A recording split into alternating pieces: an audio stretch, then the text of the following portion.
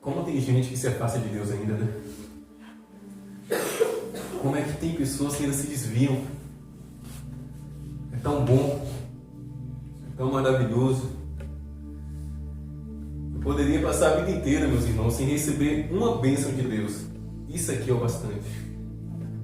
Orar, clamar, sentir a presença, perceber o tanto que Ele nos ama.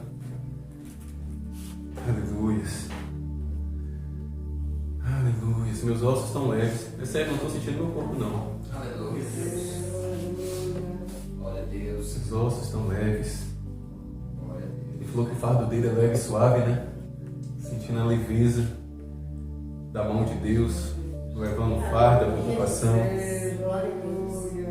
Ai, Deus, nós chamamos.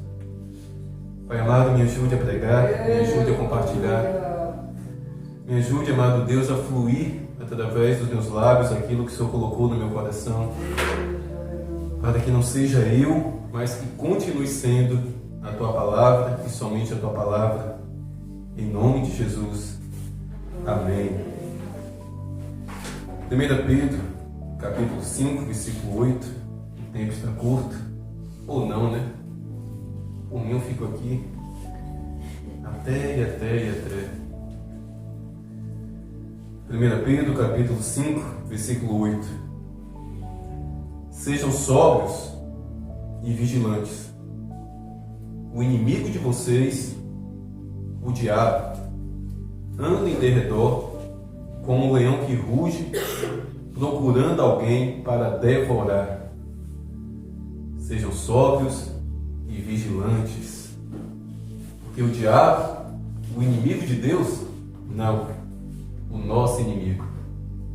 Sempre que vou pregar baseado nesse versículo, eu tenho que deixar isso bem claro para os irmãos. Precisamos parar de acreditar que Satanás é inimigo de Deus. Não é. Satanás sabe o lugar dele.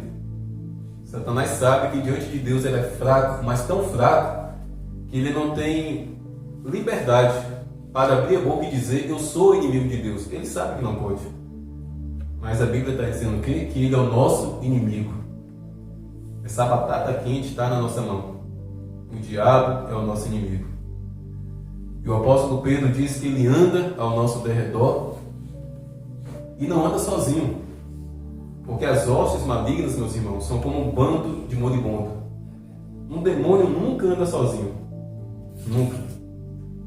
Ele sempre anda acompanhado, como aquele bando de moribundos.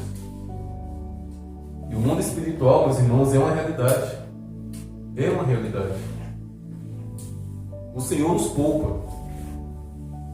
Deus, Ele nos poupa espiritualmente e nos concede a graça de não enxergarmos o que está lá fora. Porque, acredite, se enxergássemos, não sairíamos de casa. Não sairíamos debaixo da coberta.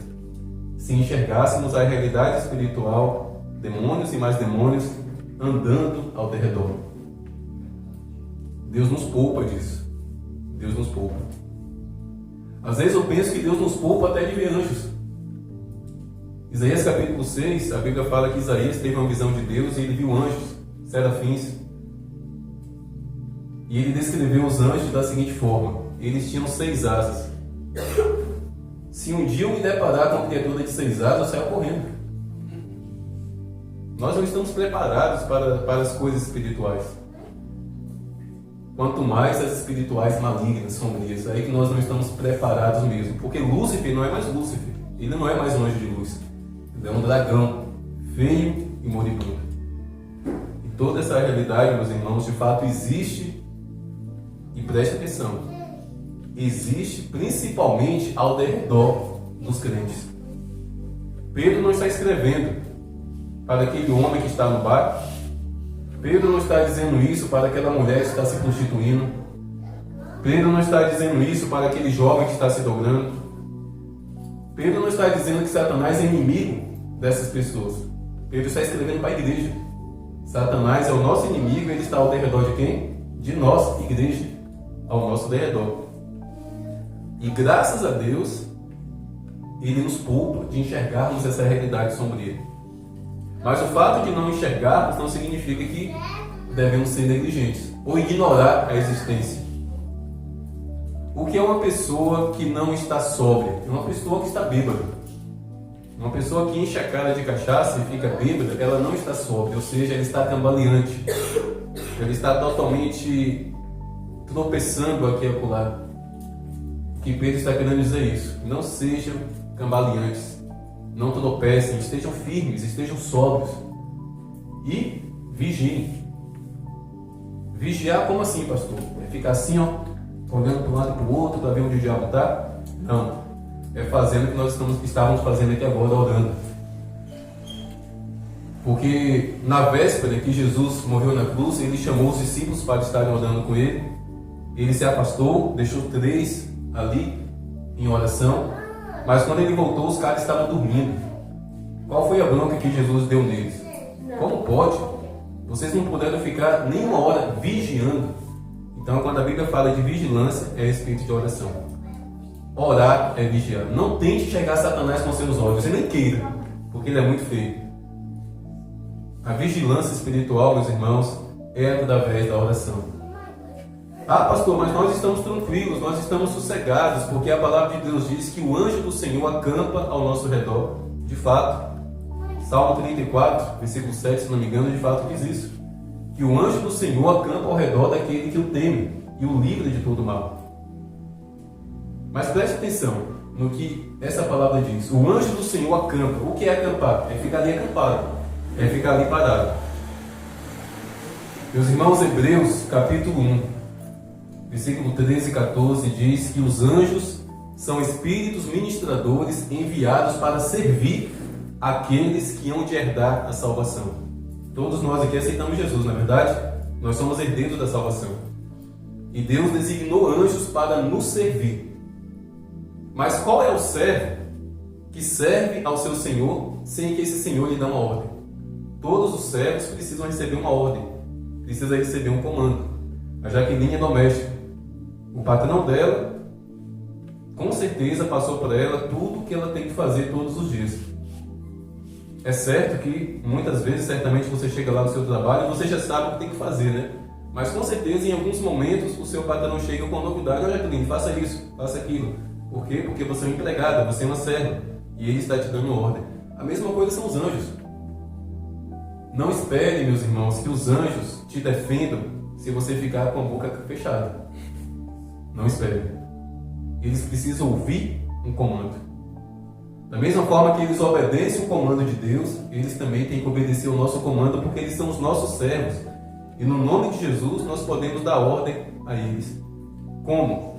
Orando, orando e orando. Todas as orações que eu faço no secreto, com muita coragem, eu me levanto e dou ordem aos anjos que acampam ao redor da seguinte forma: vá até onde Satanás e seus demônios fazem planos contra a minha vida e contra a minha família e corte os tornozelos deles. Eu sou bem detalhista. Corte os tornozelos, fure os olhos deles, que eles saiam correndo por 7 caminhos diante da presença do Senhor que está sobre a minha vida. E os anjos obedecem. Por quê? Porque eu dei um comando para os servos do Senhor que estão à minha disposição, que são os anjos. Mas somente e somente, meus irmãos, através da oração. Com tudo isso, vamos viver uma vida tranquila e em paz, sabendo que temos anjos à nossa disposição e sabendo que nós podemos orar e obedecer os nossos comandos? Ainda não. Ainda assim teremos muita guerra, porque Satanás é incansável. Se tem uma coisa que Satanás não é de desistir. Ele não desiste. Sabe o que é Satanás? Satanás é aquela pessoa que está na beira da piscina, parado, olhando assim a piscina, e chega alguém bem de mansinho e dá um empurrão naquela pessoa. O reflexo natural daquela pessoa é tentar levar aquela pessoa que empurrou ela junto. Assim é Satanás. Satanás sabe que ele foi empurrado para uma condenação eterna no lago de fogo. E as mãos dele estão voltadas para a humanidade, para tragar o máximo possível junto com ele. Essa é uma realidade. Então nós não teremos paz. E muitas vezes seremos sim atacados e sentiremos a baforada de Satanás no nosso cangote. Semanas antes de eu me mudar para Guaratinga, preste atenção. É muito importante eu dizer isso aqui para vocês entenderem que o fato de sermos homens e mulheres de Deus não significa que estamos imunes dos ataques de Satanás, e muitas vezes uma cascavel vai poder até se aproximar dos nossos pés, mesmo estando na presença de Deus. Semanas antes de mudarmos para Guaratinga, eu acordei de madrugada para beber água. Eu morava na rua Romana, lá no Piqui, e a porta do nosso quarto, ao se abrir, dava direto para a cozinha. E depois da nossa cozinha, da casa onde a gente morava, tinha uma área de serviço muito grande, que de fato era a nossa cozinha. Foi lá que nós colocamos a geladeira, o fogão. A cozinha de fato ficava só para a mesa. E uma porta de vidro fechava, sabe? Separava aquela área de serviço, que era toda fechada, da sala de jantar e de almoço. E a gente fechava por quê? Porque aquela área de serviço, embora ela fosse fechada, uma das paredes dela era cheia de grade, não era fechada totalmente. E certa madrugada, um sadoé entrou lá dentro através daquela grade. Pense o caos que foi. Tal de sadoé, quando está encurralado, parece um cachorro. Rosna, só falta enrabado. Aí a gente deixou fechado para um sadoé mais entrar. Mas certa madrugada, meus irmãos, eu acordei com aquela sede para beber água, e quando eu abro a porta do quarto e dou de cara para a cozinha, para essa cozinha que ficava depois do vidro, eu dou de cara com uma mulher, mais velha, mas muito velha. Gente, não é que os velhos são feios, tá bom? Temos aqui alguns idosos, alguns velhinhos. Não é que os velhos são feios, mas aquela velha era muito feia, parecia uma múmia. Meus irmãos, na hora, eu nem lembrei de Deus na hora. Quando eu vi aquilo, eu dei um grito. Eu dei um grito de medo mesmo. Mas rapaz, isso não é homem de Deus não, é porque não foi você que viu, foi eu. Então se você iria gritar também. E de repente, sabe, aquilo eu paralisei. E do nada, assim, sabe, desapareceu. Mas pensa uma bruxa, sabe, esquisita. Bem uma coisa assim estranha. Ainda assim, eu fui na cozinha, bebi água, tremendo de medo. Voltei pro meu quartinho e me toquei. Grudei Lynn Jennifer. Meus irmãos, dias depois estou eu tomando banho, quando de repente, meus irmãos, eu tomo uma queda tão terrível que até hoje eu me pergunto como é que eu tomei aquela queda. Eu tomei uma queda no banheiro e ao cair no chão, eu bati o queixo no chão. E eu escutei um estouro muito forte. E eu só vi vidro vindo na minha direção. O vidro do box quebrou. E eu não me lembro de ter batido o pé no vidro, eu não me lembro de ter acertado meu corpo em nada. Simplesmente estourou e caiu em cima de mim, aquele monte de vidro. Quando eu levantei, eu olhei pro chão, sangue para todo quanto é lado. Eu olhei assim nos meus braços, passei a mão no meu rosto, não estava sanguentado, mas quando eu olhei para meus pés, os pés tudo furado de vidro. E aquele vidro quebrado, sabe, no banheiro, e sangue. Jennifer correu, abriu a porta. Eu abri a porta, na verdade, sangrando. E graças a Deus foi só os meus pés. Não foi assim a sola do pé, a parte de cima do pé, sangrando. E até hoje eu me pergunto como que aquele vidro, porque é temperado, para quebrar mesmo foi uma pancada muito forte. Eu duvido que tenha sido o meu queixo batendo no chão que estremeceu aquele vidro. Mas pense numa aflição terrível. E só dias depois foi que eu fui associar uma coisa a outra.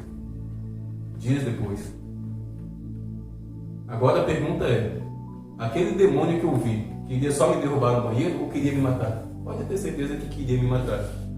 Mas para a glória de Deus, o máximo que ele pôde fazer, foi me dar um prejuízo por causa do vidro e furar os meus pés e assustar a Jennifer e assustar muito. E aqueles monte de sangue ali no banheiro. Mas é uma realidade, meus irmãos.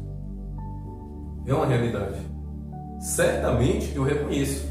Certamente eu estava fraquejando na vigilância naqueles dias. Talvez ocupado muito com a mudança, preocupado com o frete, preocupado com o montador de imóveis, preocupado com como é que ia ser chegar aqui, procurar alguém para me ajudar. De repente a minha mente estava tão preocupada que eu dei uma baixada na guarda. Eu deixei de orar de forma vigilante. Mas, meus irmãos, essa é a realidade. Ah, pastor, então naquela madrugada, quando o senhor viu aquele demônio lá na cozinha da sua casa, foi o demônio aparecendo para o senhor? Não, foi Deus tentando me avisar e eu vacilei. Foi Deus me alertando: ó, fica atento, está perto. Ó, levante a guarda, levante a espada, reforce a oração. Mas eu vacilei naquela correria, naquela agitação da mudança. Meus irmãos, basta um segundo de distração para Cascavel armar o bote. Basta um segundo, baixando a vigilância, para Satanás conseguir passar rasteiro. Mas essa não é a promessa de Deus para as nossas vidas. A promessa de Deus é: eis que eu vos dou poder e autoridade para pisar em serpentes e escorpiões e sobre todo o poder do maligno, e nada, absolutamente nada, nos causará dano.